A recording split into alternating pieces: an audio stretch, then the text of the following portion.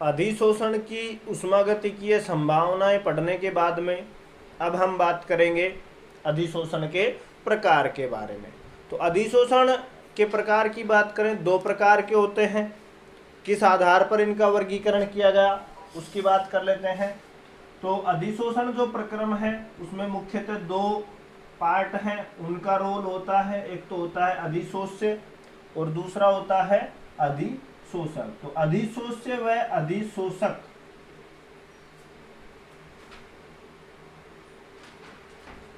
के मध्य आकर्षण के आधार पर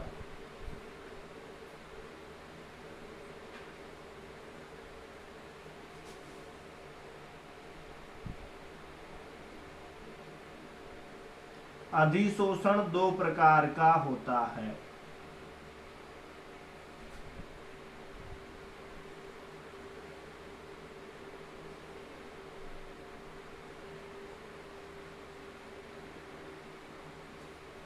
अधिशोषण में क्या होता है कि भाई अधिशोष्य है, अधिशोष्य का अधिशोषक की सतह पर जुड़ना ही आकर्षण अधिशोषण कहलाता है।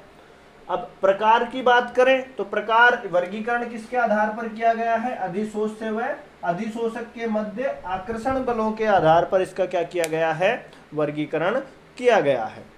अब हम बात करते हैं कि भाई प्रकार कौन कौन से हैं। तो प्रकार सामान्यतः इसके दो प्रकार हैं, भौतिक अधिशोषण और दूसरा आता है रासायनिक अधिशोषण। दो भाग हैं, एक तो आता है भौतिक अधिशोषण और दूसरा आता है रासायनिक अधिशोषण।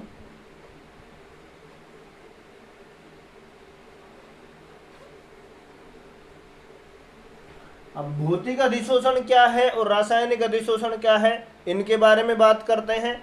तो सबसे पहले बात कर लेते हैं हम भौतिक अधिशोषण के बारे में।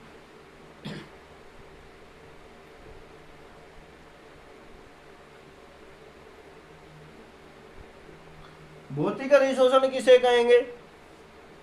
जब अधिशोष्य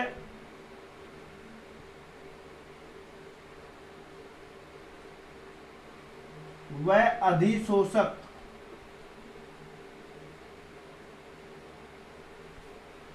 दुर्बल वांडरवाल बलों के द्वारा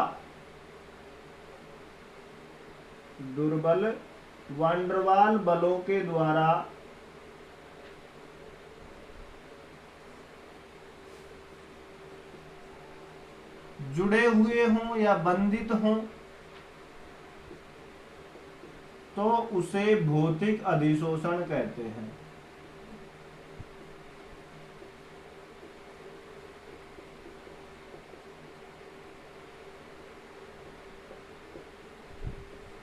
अधिशोषण की प्रक्रिया में एक तो अधिशोष्य और अधिशोषक कौन से बंधों के द्वारा जुड़े हुए हों?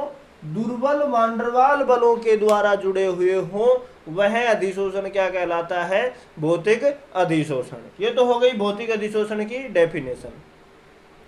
उसके बाद में सेकंड पॉइंट की बात करते हैं। भौतिक अधिशोषण का जो दूसरा नाम है इसको वांडरवाल अधिशोषण भी बोलते हैं। भाई वांडरवाल बंध पाया जाता है, उसी के आधार पर इसको क्या बोलते हैं? वांडरवाल अधिशोषण भी कहते हैं।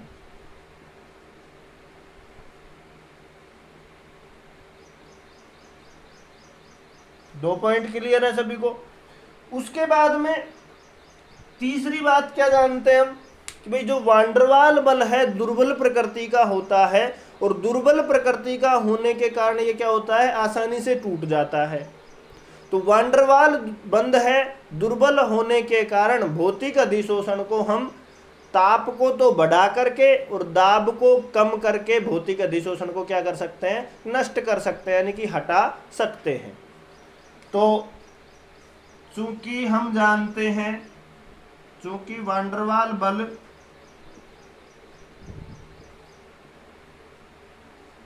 दुर्बल होता है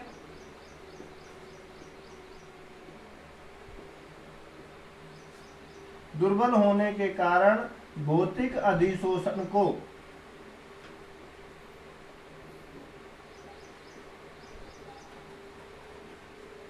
ताप बढ़ाकर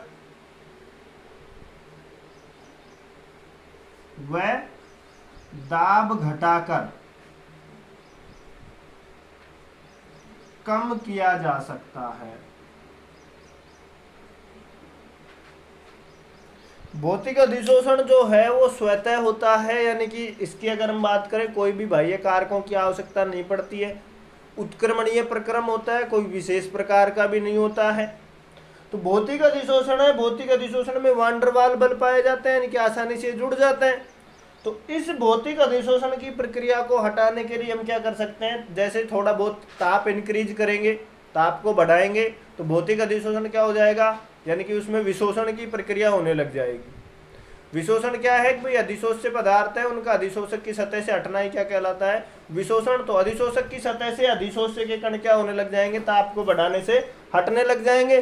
ठीक इसी प्रकार दाब को घटा दें, तो दाब को घटाने पर भी जो अधिशोष्य के कण हैं वो अधिशोषक की सतह से हटने लग जाते हैं। उसके बाद में नेक्स्ट पॉइंट आता है कि जो अधिशोषण उष्मा है, अधिशोषण उष्मा का जो परिवर्तन होता है वो बहुत ही कम मात्रा में होता है। अधिशोषण उष्मा है या उष्मा परिवर्तन है वो कितना हो रहा है, 20 से 40 किलो जूल प्रति मोल, बहुत ही कम मात्रा में होता है।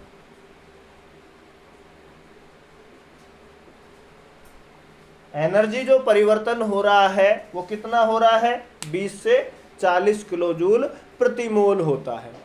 प्रकृति की बात करें तो कोई भी इसकी विशिष्ट प्रकृति नहीं है, यानी कि विशेष प्रकार का नहीं होता है, विशिष्ट प्रकृति का नहीं होता है।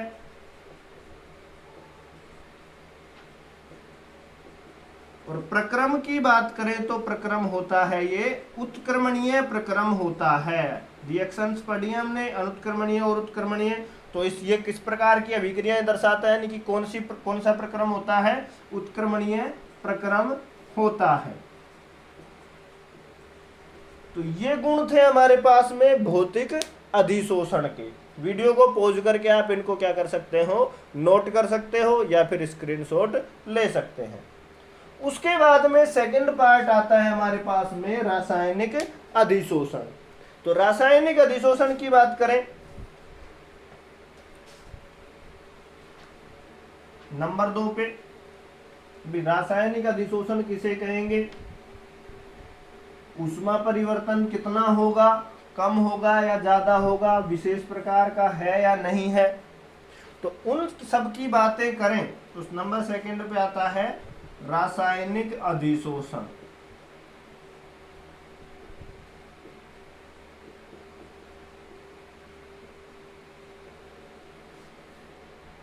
रासायनिक अधिशोषण की परिभाषा की बात करें तो जब या इस अधिशोषण में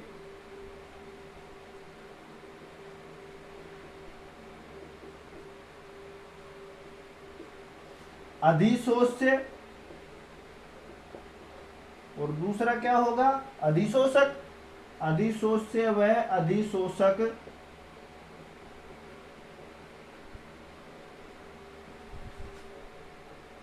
प्रबल रासायनिक बंधों के द्वारा, अधिशोष्य व अधिशोषक प्रबल रासायनिक बंधों के द्वारा या बंधों से बंधित होते हैं। वह अधिशोष्य जो होता है प्रबल रासायनिक बंधों से बंधित होते हैं, तो उस अधिशोषण को हम क्या कहेंगे, रासायनिक अधिशोषण। या फिर प्रबल रासायनिक बंधों से बंधित होते हैं तथा उत्पाद का निर्माण करते हैं,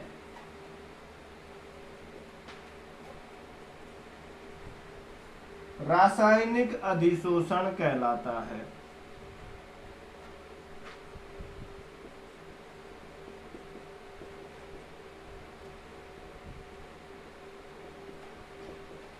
जो अधिशोष्य के जो कण थे और अधिशोषक की सतह पर जुड़ रहे हैं, किसके द्वारा जुड़ रहे हैं, प्रबल रासायनिक बंधों के द्वारा, केमिकल बॉन्डिंग के द्वारा जुड़ रहे हैं। और साथ में जो अधिशोष्य है वो सतह पर जुड़ करके क्या करता है, रासायनिक उत्पाद का निर्माण करता है या यौगिक का निर्माण करता है, क्या कहलाता है, रासायनिक अधिशोषण कहलाता है। एग्जाम्पल की अगर हम बात करें तो जैसे टंगस्टन धातु है हमारे पास में, इसी तरीके से टंगस्टन है वह कार्बन अधातु है। इनकी सतह पर ऑक्सीजन का अधिशोषण होने पर, ऑक्सीजन का अधिशोषण होने पर, ऑक्सीजन जैसे इनकी क्या आएगी, संपर्क में आएगी सतह पर, ऑक्सीजन के अधिशोषण के पश्चात टंगस्टन ऑक्साइड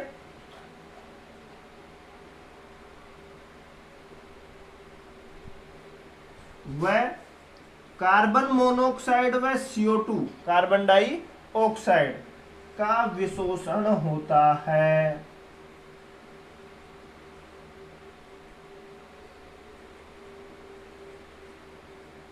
टंगस्टन है या फिर कार्बन है, इसकी सतह पर ऑक्सीजन का अधिशोषण हो जाए तो उसके बाद में जो अधिशोषक की सतह है उस पर या तो टंगस्टन ऑक्साइड, टंगस्टन के पास में ऑक्सीजन आएगा तो टंगस्टन ऑक्साइड के रूप में विशोषित हो जाएगा, सतह को छोड़ करके चला जाएगा।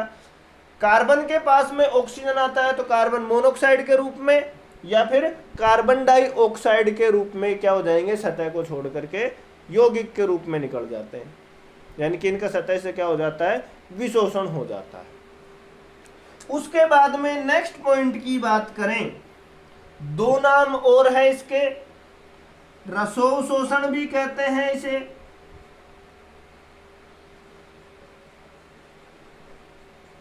दूसरा नाम क्या है इसका, रसोशोषण व लैंगम्यूर अधिशोषण भी कहते हैं। भौतिक अधिशोषण को तो क्या बोल रहे थे, वान डर वाल अधिशोषण, और रासायनिक अधिशोषण को क्या कह रहे हैं, रसोशोषण या फिर लैंगम्यूर अधिशोषण भी कहते हैं।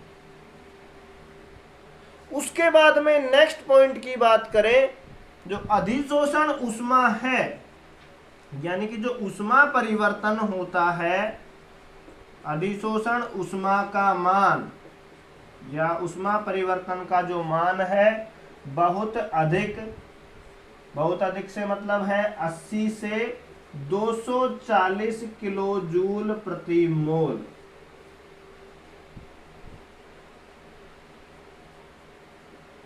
होता है ऊष्मा जो परिवर्तन होता है, अधिशोषण ऊष्मा परिवर्तन का जो मान है, ऊष्मा का जो मान है बहुत अधिक, कितना, 80 से 240 किलो जूल प्रति मोल होता है। उसके बाद में प्रकृति की बात करें तो अति विशिष्ट प्रकार का होता है। विशेष प्रकार का होने के पीछे कारण क्या है, भाई यौगिक का निर्माण हो रहा है इसमें, साथ ही अनुत्क्रमणीय प्रक्रम होता है। अति विशिष्ट प्रकृति व अनुत्क्रमणीय प्रक्रम होता है।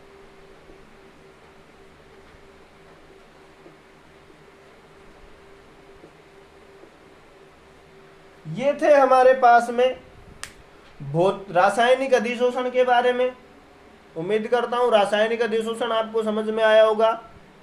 वीडियो को पॉज करके इसको भी नोट कर सकते हैं या फिर स्क्रीनशॉट ले सकते हैं। उसके बाद हम बात करते हैं भौतिक अधिशोषण व रासायनिक अधिशोषण में अंतर के बारे में। तो अब हम बात करते हैं भौतिक अधिशोषण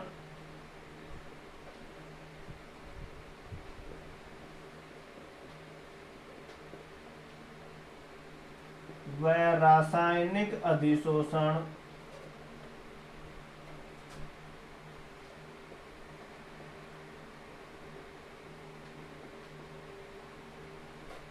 में अंतर।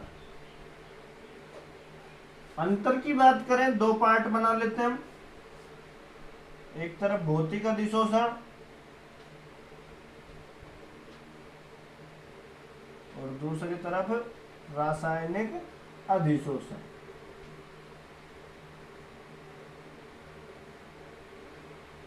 या रसोशोषण या लैंगम्यूर अधिशोषण। अंतर जो हमने पढ़े हैं उन्हीं के आधार पर करेंगे, कुछ एक आध नए हैं उनकी भी चर्चा कर लेंगे।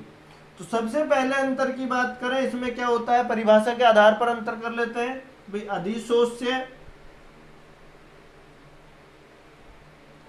व अधिशोषक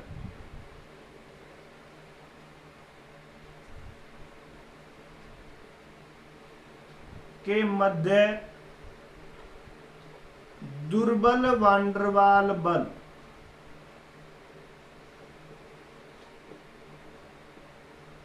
उपस्थित होता है।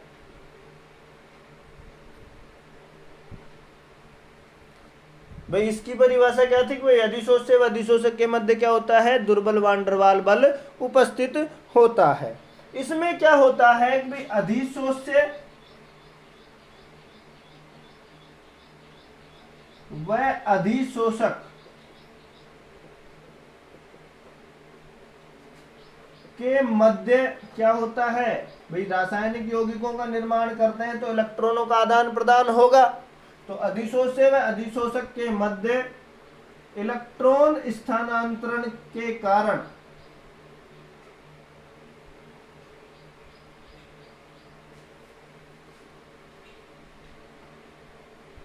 प्रबल रासायनिक बंध होते हैं।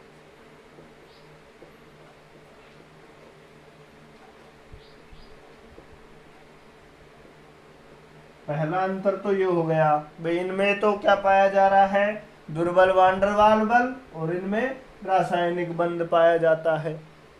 नंबर एक अंतर। दूसरे अंतर की बात करें भाई, इनमें वान डेर वाल बल पाए जाने के कारण ये विशेष प्रकृति के नहीं होते हैं। तो वान डेर वाल बल के कारण विशिष्ट प्रकृति के नहीं होते हैं। क्यों नहीं होते हैं? क्योंकि इनको ताप को बढ़ा करके और दाब को घटा करके इनको आसानी से विशोषण इनका करवाया जा सकता है। इसकी बात करें, प्रबल रासायनिक बंध होने के कारण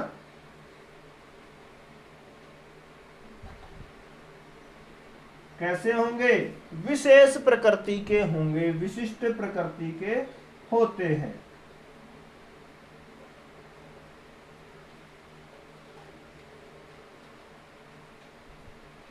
दूसरा अंतर।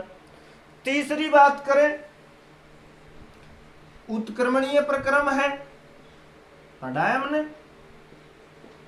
भाई। भौतिक अधिशोषण है, वापस से भी हो जाता है एक बार विशोषण होने के बाद में, लेकिन रासायनिक अधिशोषण कैसा है, अनुत्क्रमणीय प्रक्रम का होता है। अनुत्क्रमणीय प्रक्रम है, एक बार विशोषण होने के बाद में वापस से हम उसको सतह पर नहीं ला सकते हैं, क्योंकि प्रोडक्ट का निर्माण हो जाता है एक बार अधिशोषण होने के बाद में। तो ये क्या है, उत्क्रमणीय अनुत्क्रमणीय प्रक्रम होता है। तीन अंतर हो गए। चौथे अंतर की बात करें, मोलर अधिशोषण उष्मा। मोलर अधिशोषण उष्मा कितनी, बहुत कम होती है। कितनी होती है, 20 से 40 किलो जूल प्रति मोल होती है। और इसकी रासायनिक अधिशोषण की मोलर अधिशोषण उष्मा,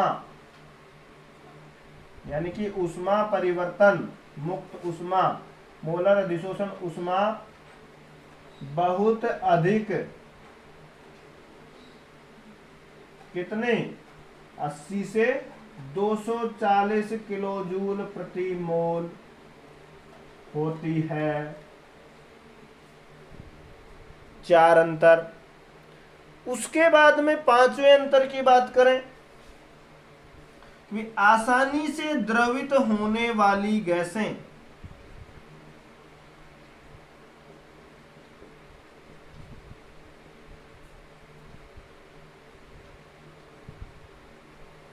सतह से टकराकर, किसकी सतह से?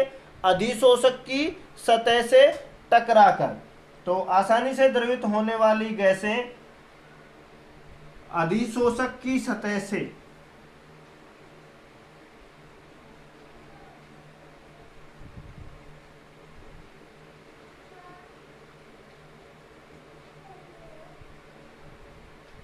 संघनित हो जाती हैं, यानी कि उनका क्या हो जाता है?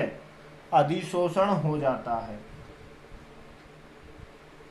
कुछ गैसें होती हैं जो आसानी से उनका क्या हो जाता है? संघनन हो जाता है, कि भाई जैसे ही गैस के जो कण हैं सतह से टकराएं, टकरा करके क्या हो जाएं? भाई जिन गैसों का क्रांतिक ताप की अगर हम बात करें, क्रांतिक ताप के आधार पर ही जो गैसों का द्रवीकरण है वो निर्धारित किया जाता है।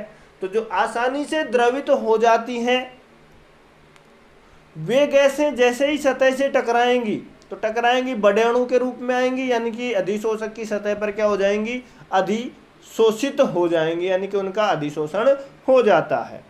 इसकी अगर हम बात करें तो इस पर तो जो आसानी से द्रवित अवस्था में आ जाती है उन गैसों का भी अधिशोषण हो जाता है भौतिक अधिशोषण में। रासायनिक अधिशोषण में क्या होता है?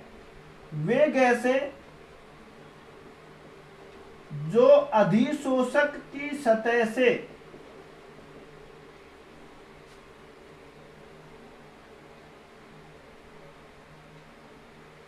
क्रिया कर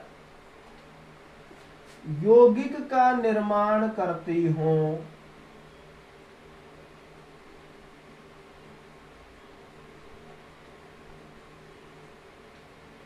वे ही रासायनिक अधिशोषण में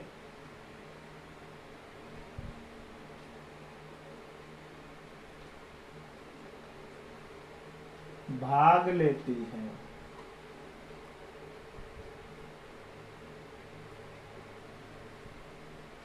रासायनिक अधिशोषण में केवल वही गैस भाग लेगी जो अधिशोषक की सतह से क्रिया करके यौगिक बना सके। जो अधिशोषक के साथ क्रिया करके यौगिक नहीं बना सकती है वो गैसें रासायनिक अधिशोषण में भाग नहीं लेंगी। उसके बाद में नेक्स्ट पॉइंट की अगर हम बात करें, छठे पॉइंट की, तो ताप बढ़ाते हैं। तो ताप बढ़ाने पर क्या होता है? भौतिक अधिशोषण घटता है। और रासायनिक अधिशोषण की बात करें, ताप बढ़ाने पर बढ़ता है।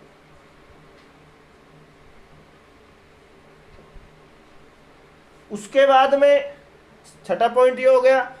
उसके बाद नेक्स्ट पॉइंट की बात करें तो जो भौतिक अधिशोषण है इसमें जो अधिशोषण की जो परतें बनती हैं वो बहुआण्विक परत बनती हैं। बहुआण्विक परतों का निर्माण होता है। कैसे? देखिए, भौतिक अधिशोषण बगैर किसी उत्प्रेरक की सहायता से हो रहा है, ऑटोमेटिक हो रहा है। तो इसमें क्या होगा कि भाई जैसे अगर हम बात कर लेंगे बोर्ड पे हमने चौक से कोई भी मटेरियल लिखा, उसके बाद में डस्टर से इसको मिटा दिया, तो जो डस्ट के जो कण थे नीचे फर्श पर गिरेंगे तो फर्श की जो सतह है वो तो हो गई अधिशोषक। फर्श क्या हो गई? अधिशोषक। और जो कण गिर रहे हैं चौक के कण क्या हो गए? अधिशोष्य। तो ये क्या होंगे? जैसे ही बोर्ड को साफ किया, नीचे गिर करके इस सतह पर क्या हो गए? अधिशोषित हो गए। अधिशोषण की घटना हो गई, एक परत बन गई। फिर से हमने क्या किया? कुछ देर बाद फिर से बोर्ड पे लिखा या फिर तुरंत लिख दिया, वापस से मिटा दिया, फिर वही डस्ट के कण या चौक के कण नीचे आए, दूसरी परत का निर्माण हो गया। तो भौतिक अधिशोषण है। भौतिक अधिशोषण में क्या हो रहा है? बहुआण्विक परतों का निर्माण हो रहा है, यानी कि अनेक परतों का क्या होता है? निर्माण होता है। रासायनिक अधिशोषण की बात करें तो रासायनिक अधिशोषण में केवल एक आणविक परत बनती है, क्योंकि इसमें किसका निर्माण होता है? यौगिक का निर्माण होता है। तो एक आणविक परत बनती है। उसके बाद में नेक्स्ट पॉइंट आता है हमारे पास में, लास्ट 8वां पॉइंट। भौतिक अधिशोषण है वांडरवाल बल उपस्थित होता है तो वांडरवाल बल उपस्थित होने के कारण भौतिक अधिशोषण में सक्रियण ऊर्जा की आवश्यकता नहीं होती है। तो भौतिक अधिशोषण में सक्रियण ऊर्जा है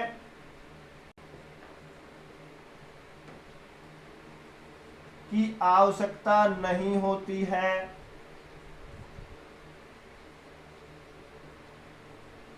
और रासायनिक अधिशोषण में यौगिक का निर्माण होता है तो रासायनिक अधिशोषण में सक्रियण ऊर्जा की आवश्यकता होती है। अब ये सक्रियण ऊर्जा क्या होती है इसके बारे में बात करते हैं।